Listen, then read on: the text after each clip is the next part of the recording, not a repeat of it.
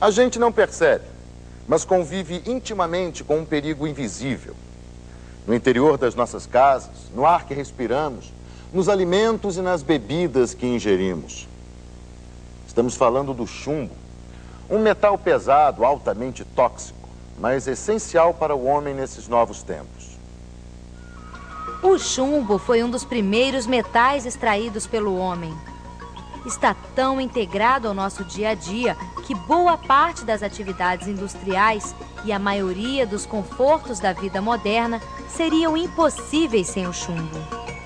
Mas, ao mesmo tempo que beneficia o homem, o chumbo mata. O chumbo ele tem a sua utilização em vários processos ou em vários materiais que nós usamos no dia a dia. Você pode encontrar o chumbo, por exemplo, no cigarro, que é pequena quantidade, mas que também tem essa utilização. O material que você utiliza, por exemplo, o PVC, onde você usa o chumbo. Você tem chumbo em cristais, em chumbo no vidro.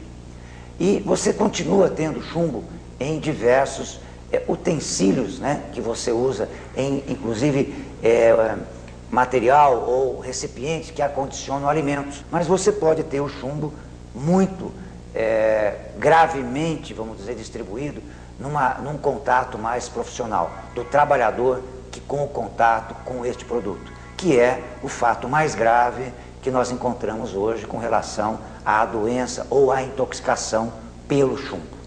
Os perigos do chumbo não são privilégio dos tempos modernos, ao contrário, eles são muito antigos. No período de 1900 a 1933, a intoxicação começou a ser divulgada como doença entre os trabalhadores da área industrial da Inglaterra e País de Gales. Nesse período, houve um registro de 1.200 mortes atribuídas ao saturnismo.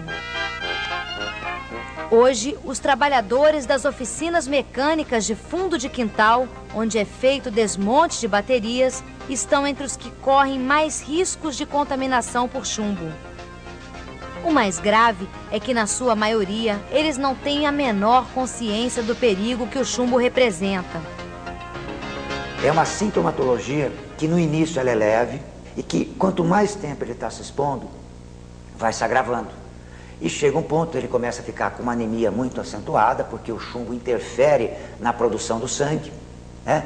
E ele acaba tendo uma anemia, então ele acaba tendo uma palidez muito característica, né? E isto vai chamar mais atenção quando ele tem uma intoxicação um pouco mais, ou um tempo maior de exposição, em que ele começa a ter uma cólica um pouco mais forte. E aí essa cólica começa a incomodá-lo, ao ponto de muitas vezes, inclusive, esta cólica ser tão forte, quando ele procura um serviço de saúde, ser até confundido com como a gente chama, de um abdômen agudo, de uma infecção, vamos dizer assim, dentro do abdômen, dentro da barriga dele, e que ele acaba, muitas vezes, até por um procedimento de investigação, sendo submetido até à cirurgia. O ponto principal do tratamento é o afastamento do trabalhador da fonte de exposição. Ele não pode, de maneira alguma, ser tratado e continuar exposto ao chumbo. Inclusive, é um procedimento antiético isso, certo? Esta medida de você de sair da exposição, é uma garantia que o trabalhador tem, certo? Estabelecida, inclusive, nos procedimentos de benefícios previdenciários, que está nas instruções normativas da própria Previdência, do INSS, da própria Previdência Social. Garante ao trabalhador o afastamento do risco e, se necessário, o afastamento do local de trabalho. Este é o ponto fundamental do tratamento. O tratamento é sair da exposição. 70% do chumbo que ingerimos vem dos alimentos, frutas, legumes, cereais, da própria água e de bebidas alcoólicas como vinho. O restante é proveniente da poluição atmosférica. A poluição ambiental do chumbo no Brasil, ela ocorre principalmente nos ambientes de trabalho, na fabricação da bateria e, posteriormente, na obtenção do chumbo a partir de sua sucata, uma vez que o Brasil não tem hoje produção primária de chumbo a partir do minério. Mas nós registramos também alguns focos de contaminação ambiental de chumbo. Eu citaria 2 focos principais, um em Adrianópolis, no estado do Paraná, próximo ao Vale do Ribeira, e outro na Bahia, no Recôncavo Baiano, em Santa Amaro da Purificação, onde no passado houveram fábricas instaladas ali, fundições primárias de chumbo, que hoje estão fechadas, mas ali você tem uma contaminação elevada. Em outros locais, a exposição e a contaminação ambiental do chumbo não é significativa como em outros países. E a exposição ela vai ocorrer principalmente nesses ambientes descontrolados, ambientes de trabalho, onde o controle não é adequado. Apesar da sua toxicidade, que é bastante conhecida, é uma substância, o chumbo e seus compostos, que nós não podemos descartar no momento a sua utilização. Não faz sentido você falar em banimento do chumbo, porque você não tem substituto viável hoje, principalmente para a produção de acumuladores elétricos, as baterias, que é usado na indústria automobilística. Como não tem nenhuma solução viável, então nós continuaremos utilizando por muito tempo. Existem algumas aplicações também do chumbo, por exemplo, como você utiliza na proteção de telas, de computadores para barrar radiação e outras aplicações importantes para as quais não se tem alternativas. A contaminação pelo chumbo não fica condicionada apenas ao ambiente de trabalho.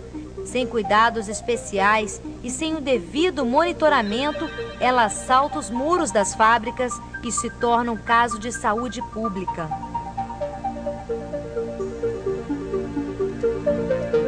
Em Adrianópolis a gente desenvolveu um trabalho durante 2 anos, um trabalho de pesquisa durante uns 2 anos, tentando entender essa situação de contaminação. De um lado, dosando chumbo no sangue das crianças, por serem realmente as pessoas mais sensíveis, então a gente dosou também em adultos, mas os dados que a gente tem mais importantes são de crianças, em função dessa sensibilidade maior.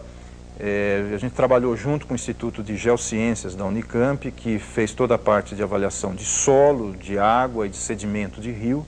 Ou seja, a tentativa era de tentar entender se houvesse a contaminação, por onde que ela aconteceu e qual a magnitude dessa contaminação. A contaminação existe, o solo está contaminado, né, pelos dados do Instituto de Geociências e os dados também do Instituto de Ambiental do Paraná, que constatou contaminação do solo.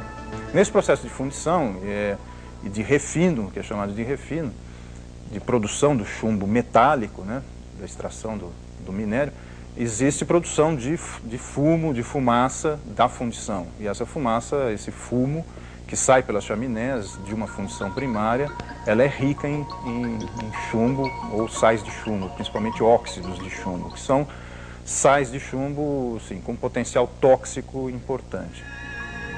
Certamente, ainda existem muitas fábricas funcionando de maneira precária em todo o país.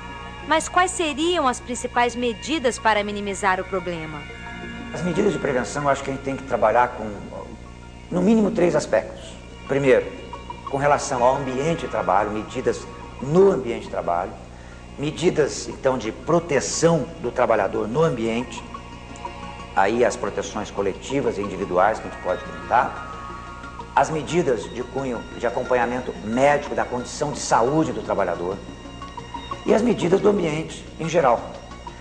O ambiente em geral, logicamente, que nós temos que tomar todo o cuidado, porque nós não podemos contaminar o ambiente, porque a contaminação, quer do solo, quer da água, reflete em consequências para aquela população, para aquela comunidade que vive à sua volta. Então isso tem que ser, os resíduos têm que ser adequadamente destinados e não pode estar sendo jogados a céu aberto, né, ou mesmo contaminando os leitos de rios. Para prevenir, o melhor seria substituir o chumbo quando fosse possível. Quando essa substituição não puder ser feita, algumas medidas de segurança devem ser adotadas. Nessa empresa, por exemplo, a produção de chumbo em óxido de chumbo é toda enclausurada. O manuseio, a utilização e o descarte do produto, além da ventilação e exaustão do ambiente, devem ser objetos de rigoroso controle por parte da empresa e dos trabalhadores. Cuidados com a roupa, vestiário e higiene pessoal também devem ser observados na prevenção da exposição. A informação é outra aliada do trabalhador. Ela deve ser clara, abrangente e reciclada permanentemente. É fundamental para que você possa ter prevenção que o trabalhador saiba do dano, do risco, do perigo que ele tem na exposição ao chumbo ou como qualquer outro risco. Esta informação ela é fundamental para o processo de prevenção, porque as medidas de prevenção, como nós dissemos, ela tem medidas tomadas pela empresa, que é obrigatório, que ela tem que tomar, mas também o trabalhador tem que saber todos os riscos para ele poder também auxiliar na prevenção. Ele tem que saber por onde que o chumbo entra no seu organismo, porque é só assim que ele vai entender por que ele tem que usar uma máscara, só assim ele vai entender por que ele não deve esquentar a sua comida lá, só assim ele vai saber que ele deve tomar banho antes de ir embora, que ele não deve levar a roupa para lavar em casa, porque senão a sua família vai acabar se intoxicando também.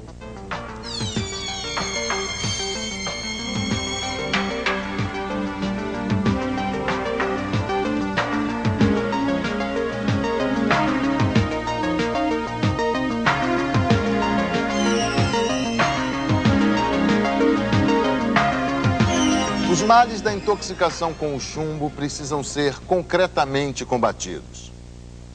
E como se disse aqui, o mais importante é começar pela informação. Tanto o trabalhador como os empregadores precisam saber dos riscos inerentes às suas atividades. Só bem informados poderão juntos encontrar as necessárias soluções. Fundacentro, trabalhando pela segurança e saúde de quem trabalha.